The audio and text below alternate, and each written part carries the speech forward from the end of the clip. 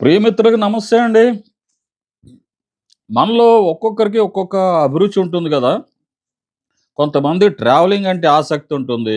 ఇంకొకరికి వంటల్లో ప్రావీణ్యం ఉంటుంది. అలాగే మరొకరు కామెడీ చేయగలుగుతారు. కొంతమంది టెక్నికల్ ఛానెల్స్ ద్వారా మిగతా వారికి మంచి మంచి సలహాలు ఇస్తుంటారు.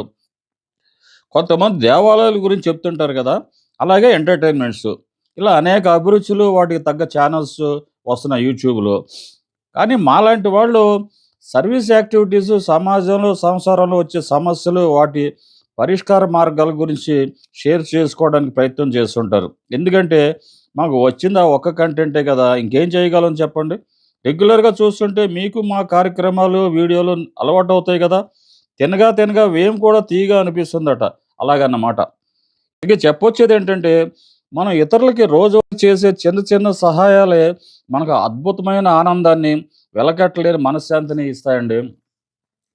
అనాథాశ్రమాలకు వెళ్తే, అందులో అనాథ పిల్లలు ఎవరైనా దాతలు దయ తెలిస్తే తప్ప కట్టుకోవడానికి సరైన బట్టలు లేక, 2 పూట్ల కడుపు నిండా తినటానికి కూడా లేక, తమ ఈడు పిల్లల్లాగా చదువుకోవడానికి సరైన వసతులు లేక అవస్థలు పడుతుంటారు. రోడ్డు మీద పోతుంటే ఎంతోమంది అనాథలు, పేద పిల్లలు ఆకలితో అలమటిస్తూ తిరుగుతూ ఉంటారండి. ఇలాంటి పిల్లలే మాఫియా గ్యాంగ్ చేతుల్లో పడి నేరాలు, ఘోరాలు చేస్తుంటారు. సమాజానికి నష్టం కలుగజేస్తుంటారు.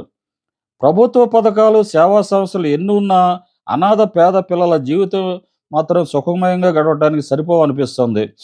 అన్నీ ఉన్న మనం ఏమీ లేని అనాథలకి సాయం చేయలేమండి. ఒక్కొక్క రోజు ఒక్కొక్క అనాథకి కడుపు నిండా తిండి పెట్టలేమా? మనం ఒక్కొక్కరో ఒక్కొక్క అనాథ పిల్లకో, పిల్లవాడికో చదువుకి సాయం చేయలేమండి. ఆలోచిస్తే అది సాధ్యమే అనిపిస్తుంది. అందుకే మన దగ్గర ఉన్నప్పుడు చేసే సాయం కంటే ఇతరులు అవసరంలో ఉన్నప్పుడు చేసే సాయం చాలా గొప్పది, విలువైందంటారు. అవసరానికి ఇచ్చింది రూపాయే అయినా కొంతమంది కలిసి ఇస్తే ఆ రూపాయలతోటే అనాథ పేద పిల్లలకి కడుపు నింపొచ్చు కదా! 10 మంది కలిసి సాయం చేసి, ఆ అనాథ పేద పిల్లలు చదువుకొని ఇతరుల మీద ఆధారపడకుండా, వారే స్వయంగా సంపాదించుకొని స్వేచ్ఛగా బతకడానికి అవకాశం ఉంటుంది కదండీ!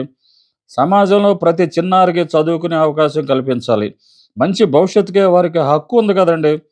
అందుకే పేద, ధనిక తేడా లేకుండా సమాజంలో ప్రతి ఒక్కరికి అక్షరం, ఆహారం, ఆరోగ్యం సమానంగా అందితే సమాజం బాగుపడుతుంది. సమాజంలో ప్రజలు బాగుంటారు కదా!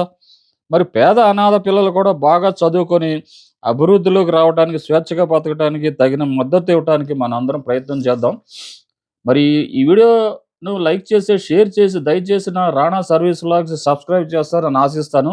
ప్రజలకు ఉపయోగపడే మరో మంచి వీడియోతో మిమ్మల్ని కలుస్తాను. అంతవరకు సెలవు. నమస్తే అండి.